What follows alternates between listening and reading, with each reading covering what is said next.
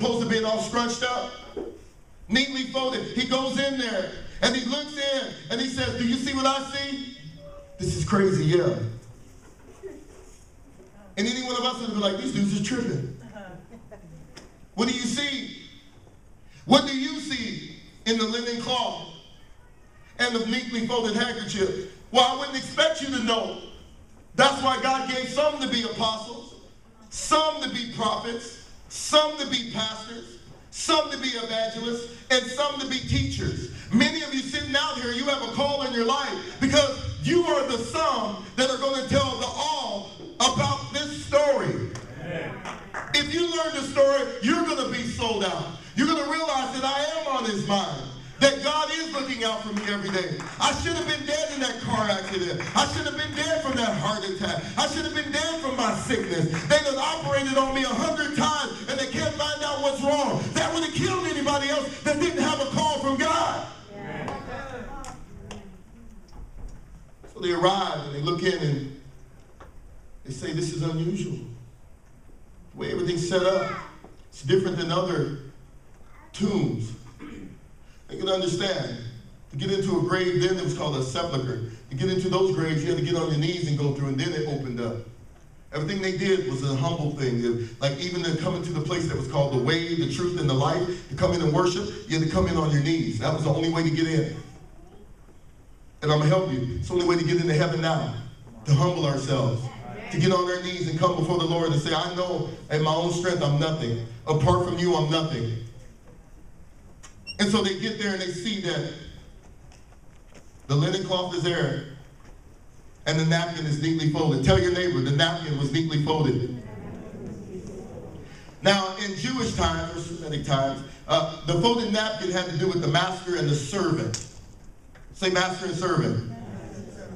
Every Jewish person then, they knew this. Now, I shared some of this before when we first got launched out last year at Easter service, but you only got part of it. Because as I studied it deeper, I found out more than what I even knew. It blew me away. And I was like, wow. That's why I've been so sensitive to God. Since even, I had this on my mind even before the Friday message I preached about Good Friday.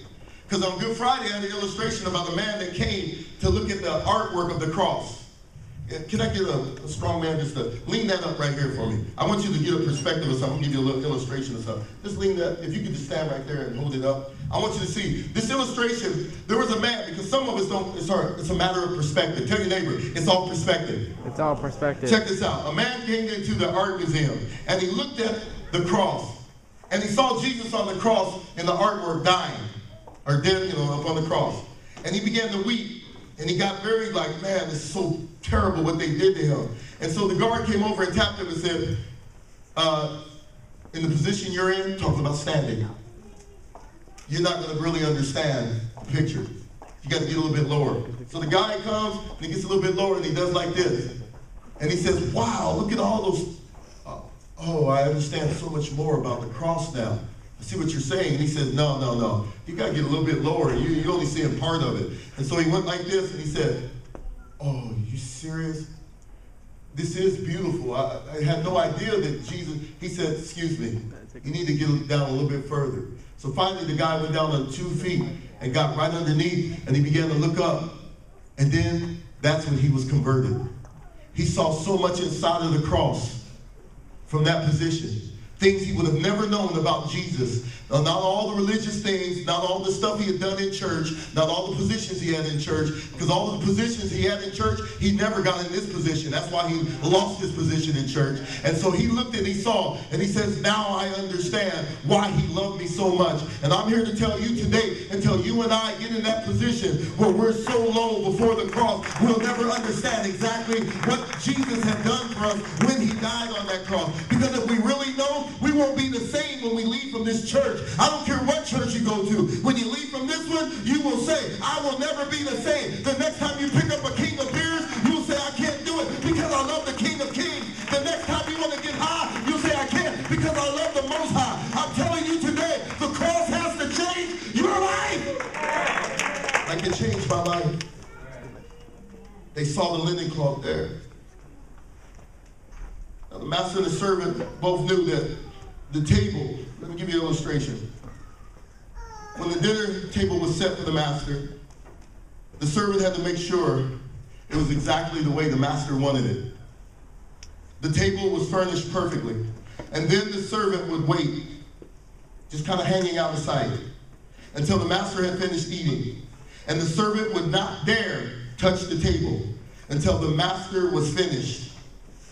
Now, if the master were done eating, he would rise from the table, wipe his fingers, his mouth, and clean his beard. And he would wad up the napkin and throw it down. This let the servant know he was done. So let the servant know, my master is done. Say the wadded napkin means he's done. But if the master got up from the table and folded his napkin neatly and put it aside from his plate, the servant wouldn't dare touch it, because he knew that although the master had left for a moment, that folded napkin meant he was coming back. And I'm here to tell somebody today, despite the things you may have been going through in your life, despite the level that you may understand things about Jesus in your relationship with him, because if these relationships are right, then all these relationships start to get right. You saw that. If this relationship is right, all these relationships start to get right. Because there's so many people that this ain't right. God bless them with a job, and they bless themselves out of the church. They say, pray for me that God will supply our needs. And then God supplied our needs. And then they said, well, I don't need you no more. Wow. When this gets right, all this gets right. What God gives, God could easily take away. What God gives, God could easily take away. And so when we look at this, there are a lot of people that don't understand that there is a promise that he's coming back for you. When you're sitting at home feeling lonely, like you ain't got nobody, you got somebody. He's coming back for you. John 14:1 says this, let your heart be troubled. I've gone to prepare a place for you. Now we say that at funerals, and it's so true. But we need to let the dearly departed know about that before they go. In other words, he's coming back for a prepared people. I got a question. Are you sure you're prepared for your departure from the earth here today? Because everything has significance. You might be hearing my voice, and it could be the last preacher you ever hear. Are you prepared? Because heaven was prepared for you. But if you and I don't prepare for heaven, there's a misconnection there. Can I keep it real? They saw the linen cloth and they knew Jesus was coming back. The Gospel of John says that there was a napkin that was placed over Jesus' face. Wasn't just thrown aside over from the grave. So we know that Jesus is the one that got up and said, it's time for me to fulfill my destiny. So he got up out of that body cast, took the napkin, folded it up, put it to the side, said, wait till they see that. Father, I can't wait till they see that. And when they came in, guess what? That's why the Bible says they stopped and then they believed. See, there's little signs in your life all around every day, even here at church, and all that God is trying to let you know that he has a plan and a purpose for your life and that he is coming back for you. But so many of us miss it.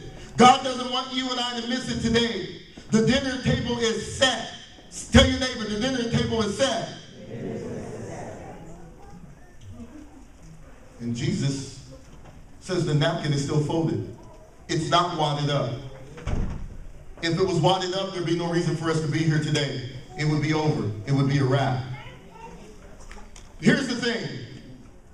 Peter and John walked with Christ for 3 years. Say 3 years. 3 years. They watched him open blind eyes, open deaf ears, walk on water, cast out devils, and he raised people from the dead, because they were there when he raised Lazarus. They even watched him die. And when they watched him die, some of them did it from a distance. On Facebook, I put 5,000 people hung out with Jesus to eat the fish and the bread. You know, the 5 loaves and 2 fish. It really was about 25,000, the Bible scholars say, because that was only counting the men. They said that some of those men brought their families to eat too. You know how we do. Vio Rancho's having a free